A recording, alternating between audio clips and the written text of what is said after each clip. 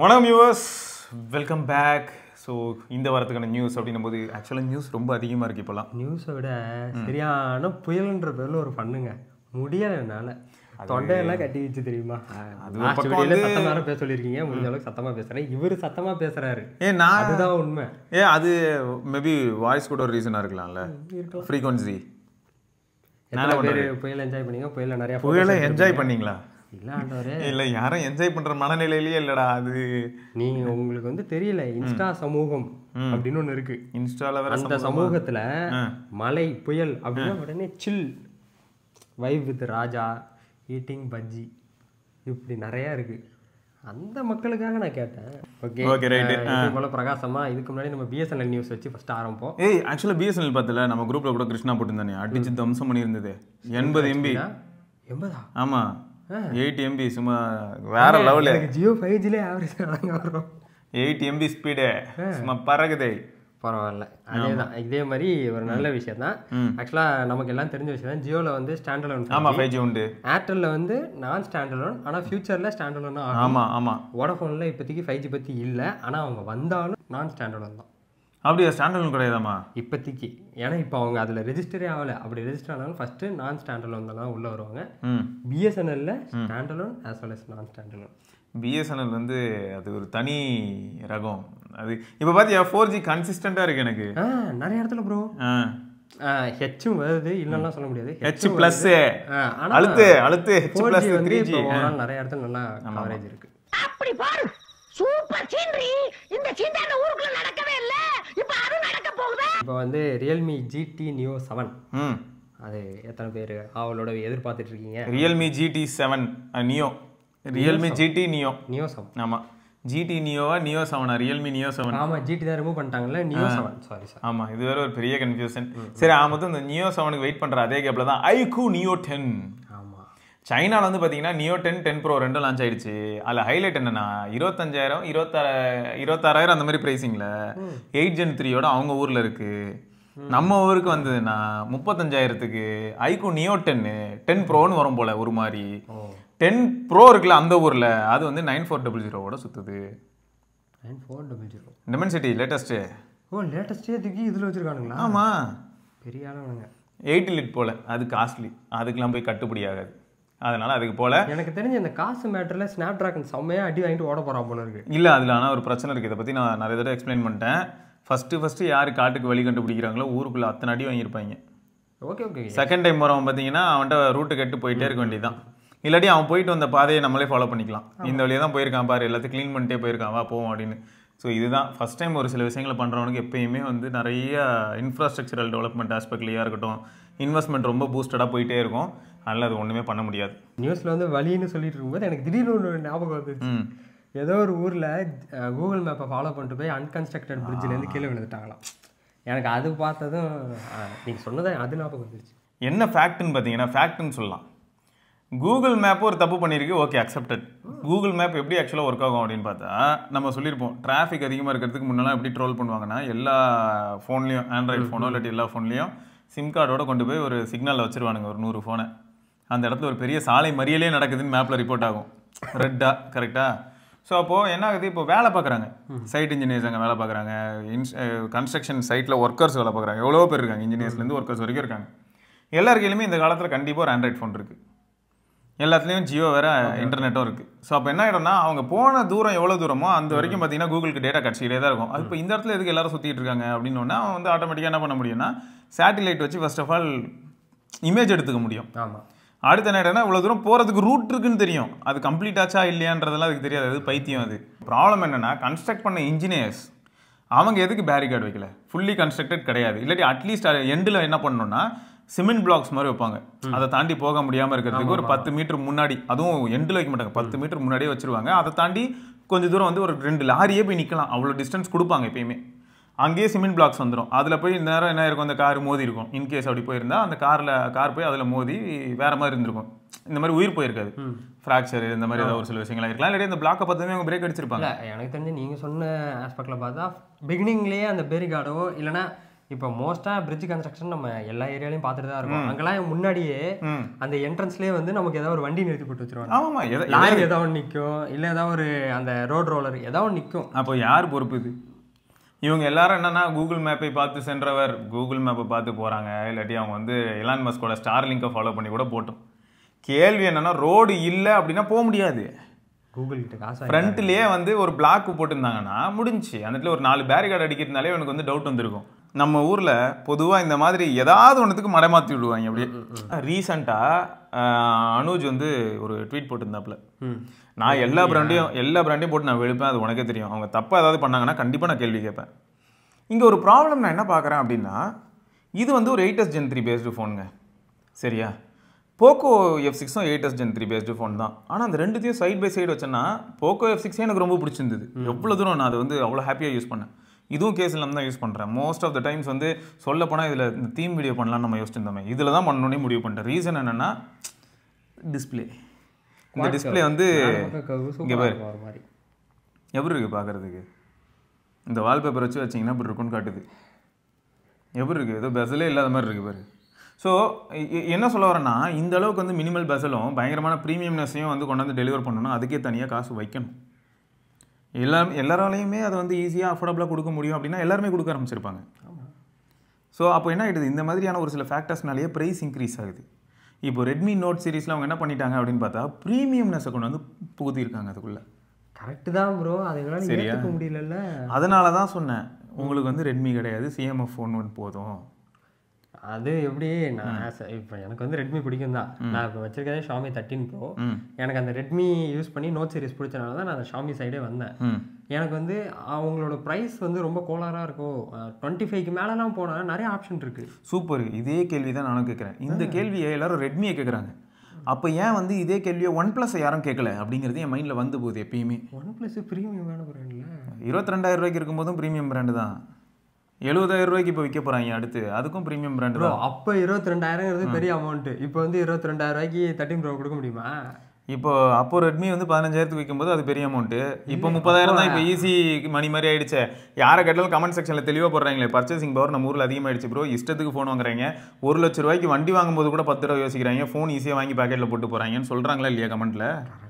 அப்புறம் அதையும் கரெக்டுன்றீங்க, அப்புறம் இதையும் கேள்வி கேட்குறீங்க. நானும் பார்த்துட்டேன் ட்விட்டரில், இந்த ட்விட்டர் போராளிஸ் இன்ஃப்ளூயன்சர்ஸ் நேரில் கிடச்சாங்கன்னு வையன், சீரியஸாக சொல்கிறேன், ஏதோ தெரிஞ்சு பேசுகிறாங்களான்னு எனக்கு தெரியல. எப்படி நீங்கள் இல்லை, இப்போ நான் வந்து Redmi Note 13 and Note 14 Pro ப்ளஸ்னு வச்சுப்போம். 14 Pro ப்ளஸ் 35,000 ப்ரைஸ். யூஸ் பண்ணிட்டியா? நான் யூஸ் பண்ணல. கையில் தொட்டு பார்த்தியா? யூஸ் பண்ணுறதுக்கு முன்னாடியே அவங்களோட ப்ரைஸே பயம் காட்டுதுல்ல. இப்போ 30,000 எக்ஸ்பெக்டட் ப்ரைஸ்னு வச்சுக்கிறேன். 30,000க்கு ரெட்மியில் வந்து நோட் 14 Pro ப்ளஸ் கரெக்டாக? இது வந்து ஒரு நல்ல டாபிக். இப்போ Note 14 Pro plus specification Chinese ஸ்பெக்கு தான் நம்ம ஊருக்கு அப்படின்னும் போது, பின்னாடி ட்ரிபிள் கேமரா இருக்க போகுது, ஒரு 8 MP அல்ட்ரா வைடு, ஒரு பிரைமரி 50 MP, ஒரு 2.5x 50 MP டெலிஃபோட்டோ இருக்க போகுது. இந்த பட்ஜெட்டில் இதே மாதிரியான ஒரு கேமரா செட்டப்போட ஒரு ஃபோன் சொல்லு. ஹானர் இருக்குல்ல, ஹானரை நம்பி சொல்ல முடியுமா? அந்த அது சொல்ல முடியாது, அது வேற விஷயம். வேற இப்போ நான் ட்ரிபிள் கேமரா செட்டப் கேட்டால் நீ ஆன்சர் பண்ணிட்டேன். அடுத்து IP68 அப்படின்னு ஒன்று 1-2 பேர் ரூல் அவுட் ஆவாங்க. மோட்டோலாம் இருக்கான்ல, அதான் 1-2 பேர் ரூல் அவுட் ஆவாங்க. ஓகே, மோட்டோ எது? மோட்டோவில் ஏதோ ஒன்று, அதான் Edge 50 Pro. Oppo Reno F27. இது எப்பா சாமி, ஏதோ நல்லதான் 4 வாரத்தை பேசும்போது குறுக்க F27 Proலாம் கூப்பிட்டு வரோம். சரி, அடுத்து சரியா விக்டஸ் 2. விக்டஸா? விக்டஸ் நம்ம கூப்பிட்டுருக்கானுங்க. கொரில்லா கிளாஸ் விக்டஸ் 2 யூஸ் பண்ணியிருக்காங்க. என்ன பண்ண வரும்? ஹானர் இருக்குல்ல, ஹானர் கிடையாது விக்டஸ். விக்டஸ் 2லாம் ஸ்க்ரீன் ப்ரொடக்ஷனே இல்ல. விக்டஸ் 2லாம் பார்த்தனா இந்த லெவல்ல இருக்காது. M35ல தான் இருக்கும்.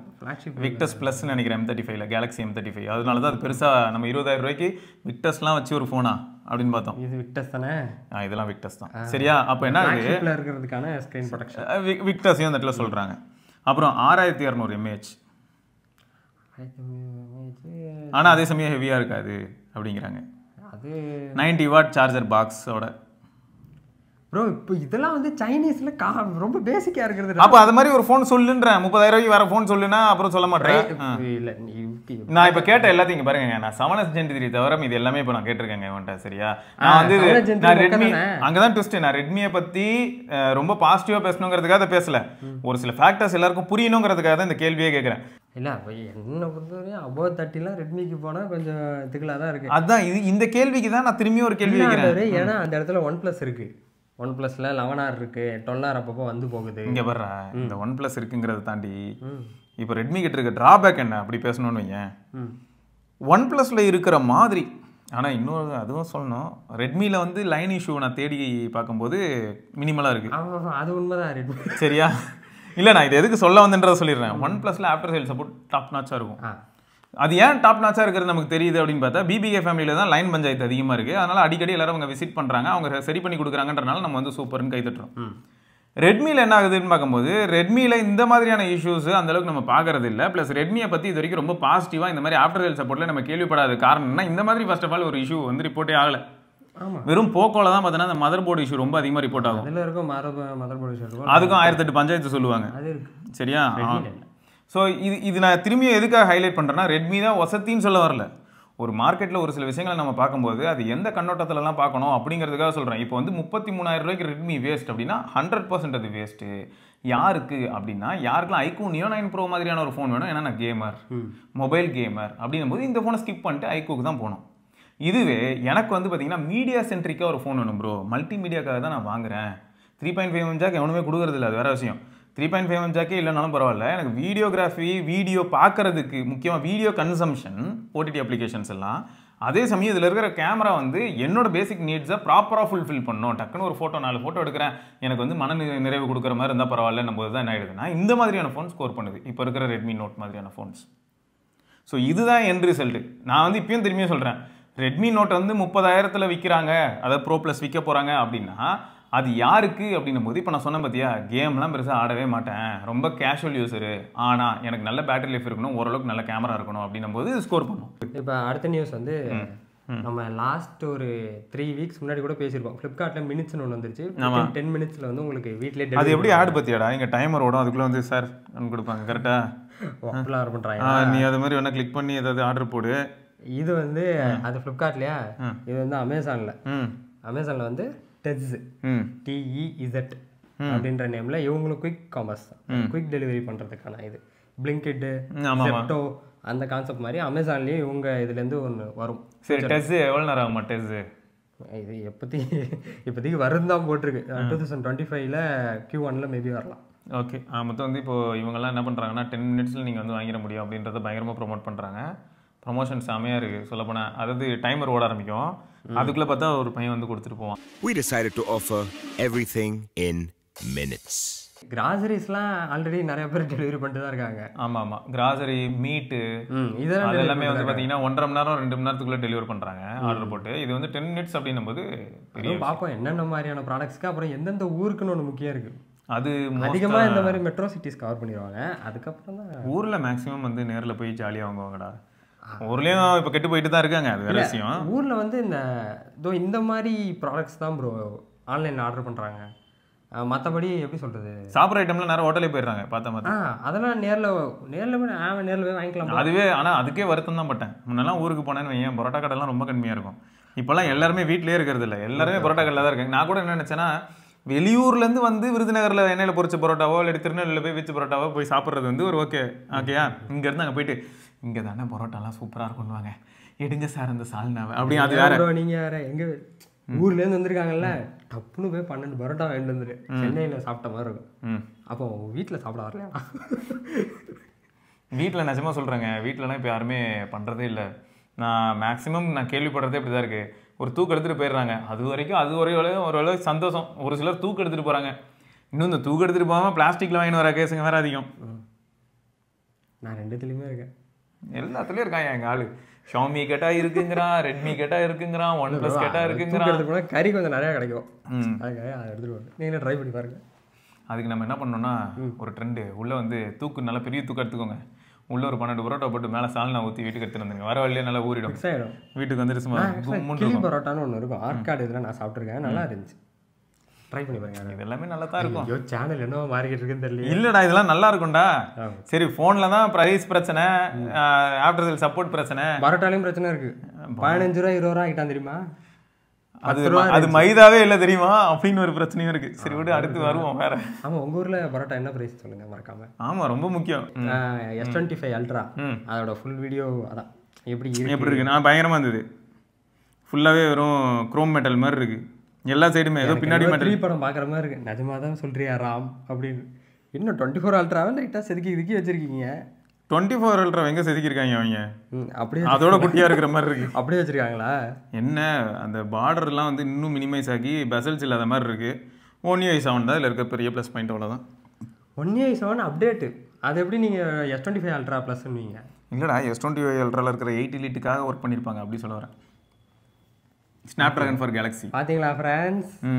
சாம்சங் கன்னிவர். ஆமாம். அடுத்து வேற அப்புறம் இந்த ஸ்பாட்டிஃபை மோட் ஆப் அது நிறைய பேர் ஆனால் ஒர்க் ஆகுதான் ப்ரோ. நீங்கள் இப்போ சப்போஸ் மோட் ஆப் யூஸ் பண்ணிங்கன்னா அதை டெலிட் பண்ணிட்டு மறுபடியும் ரீஇன்ஸ்டால் பண்ணி பாருங்கள், ஒர்க் ஆகுது. அப்படி இல்லைன்னா வேறு கிடைக்கும். எதை இந்த சேனலில் சொன்னால் சேனலில் பிளாக் பண்ணுவாங்க, அதுக்கு தான் சொல்ல முடியல. அது சேனலில் பிளாக் பண்ணுறாங்களோ இல்லையோ, நம்மளை வந்து என்ன நினச்சிருவாங்கன்னா ஆல்ரெடி இவனுங்க பொழுதன்னைக்கும் டெலிகிராம் பற்றி பேசிகிட்டு இருக்காங்க, இது வேற ஒன்று அப்படின்னு நினச்சிட போகிறாங்க. அதுவும் கரெக்டு தான். OnePlus 13R அவளுடன் எதிர்பார்த்த one of the best device.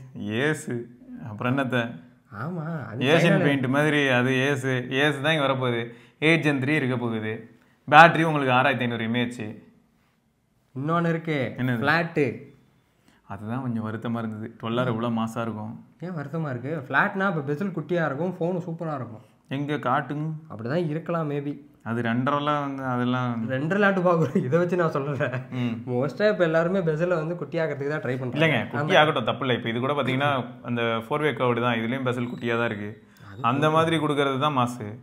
ஆமாடா, இது தெரியும்ல, சிவியில் வருது. இதோட அண்ணனா தம்பியா? அண்ணன் தான். தம்பிங்க. ஓகே இதோட சக்ஸஸார், இதோட வம்சாவளி. ஆமாங்க.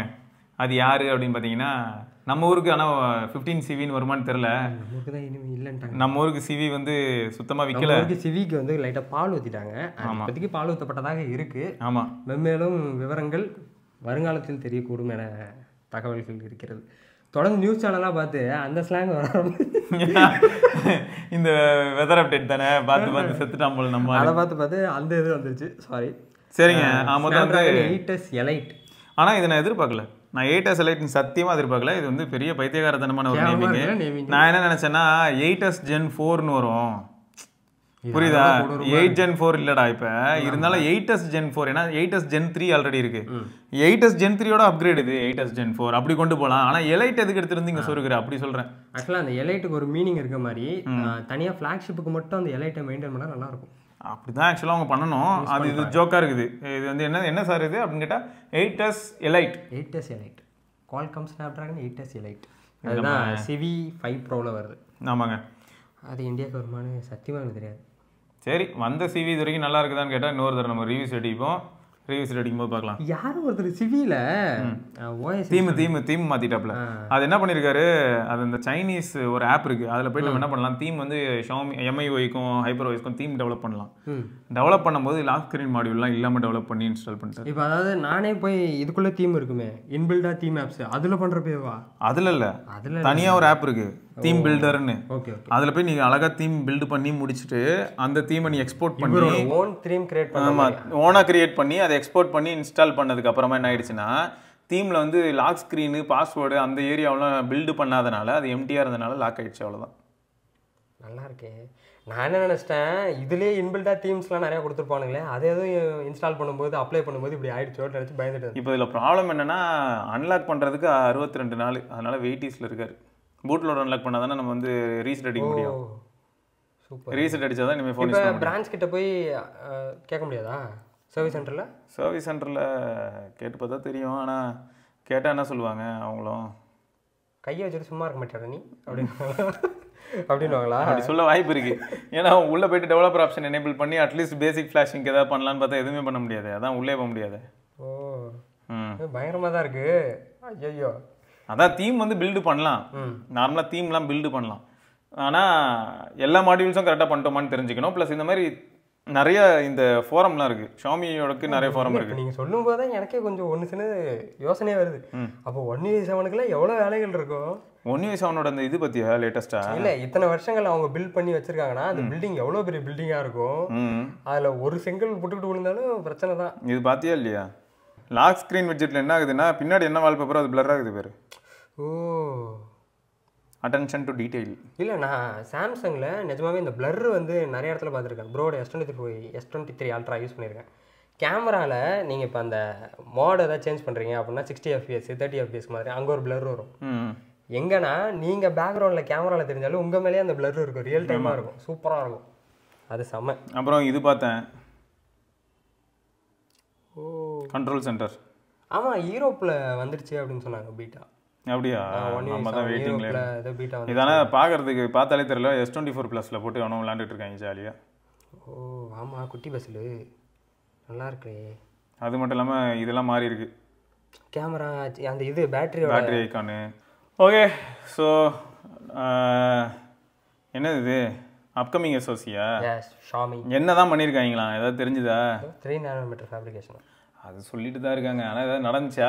இப்போதைக்கு 3 nm தானே கம்மி. ஆமாம், 2 nm வந்து 2 nm வந்து TSMC ஆல்ரெடி சாம்சங்கும் பண்ணுறான், TSMCயும் பண்ணுவான்.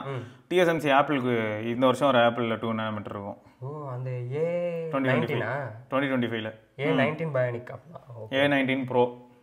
அத்தனோடு பண்ணி என்ன பண்ண போகிறானுங்க? அடுத்து 1 nm நோக்கி போவாங்க. அதுக்கப்புறம் 0.9 அப்படி அந்த மாதிரி தான் ரெடியூஸ் ஆகும். ஏன்னா இப்போயே என்ன சொல்கிறாங்கன்னா 3 nm அடுத்து 2.8 2.75 அந்த மாதிரி போகும். பரவாயில்ல, அவ்வளோ குட்டியாக அந்த பவர் வந்து இருக்குல்ல, பெரிய விஷயம் தான். பெரிய ப்ராசஸ். ஆனால் இப்போ தான் நான் ஃபீல் பண்ணேன், ரொம்ப குளிர்காலமாக இருக்கா. என்னோட பழைய ஷாமி 12 Pro இருந்தால் ஒரு கதகதப்பாகவே இருக்கும். இந்த 13 Pro அந்தளவுக்கு ஹீட் ஆகலை. நான் சார்ஜும் 120 போட்டு பார்த்தா அந்தளவுக்கு ஹீட் இல்லை. இப்போ தான் லைட்டாக வந்து இப்போ நீங்கள் எதை மிஸ் பண்ணுறீங்க? சர்க்காசம் வேற எதுவும் இல்லை. எதை மிஸ் பண்ணுறீங்க சிவா அப்படின்னு வந்து சிவகார்த்திகன்ட்ட கேட்கும்போது எங்கள் அப்பாவை அப்படின்னு சொல்லுவார். அந்த மாதிரி அந்த ஹீட்டிங்கான ஃபோனை மிஸ் பண்ணுறேன். இது வேணா கொடுங்களா? இதுதான் ஹீட் ஆகுது. இப்போ ஹீட் ஆகுது. இப்போ அது என் கையில் இருக்கிறது தான்டா அப்படி இருக்கு. நல்லா தான் இருக்குது. ஏன்னா எனக்கு தெரிஞ்சு நான் கொஞ்சம் ஹீட்டாக தான் இருக்கேன். எனக்கு கொஞ்சம் உடம்பு சரியில்லை. இவர் ஃபீவர் கொடுக்கலான்னு வந்திருக்கேன். ஃபீவர் கொடுக்கலாம்? ஆமாம், நியூஸ் கொடுக்க வர சொன்னால் ஃபீவர் கொடுக்குறான். ரியல்மி இப்போ ரெட்மியை பற்றி நாங்கள் பொலந்து ரொம்ப கதறல் பேசிட்டு இருந்தோம். அதே மாதிரி ரியல்மி 14 Pro உங்களுக்காக 2025 முதல் அத்தியாயமா? அது என்னது? நீ என்னன்னாலும் சொல்லிக்க. Q1 தான். Q1 of 2024 உங்களுக்கு வந்து பார்த்தீங்கன்னா ரியல்மி 2025 உங்களுக்கு ரியல்மி 14 கிடைக்குமாங்க? ரியல்மி 14 கிடைக்கும். ஆமாங்க. ஆனால் கரெக்டு தான், 2024 கிடைக்குங்க. இப்போ பேசுங்க பார்ப்போம். இப்போ ரெட்மியை கம்பேர் பண்ணால் ரெட்மி சூப்பராக தான் இருக்கும். அது எல்லாருக்கும் தெரிஞ்ச விஷயம் தான்.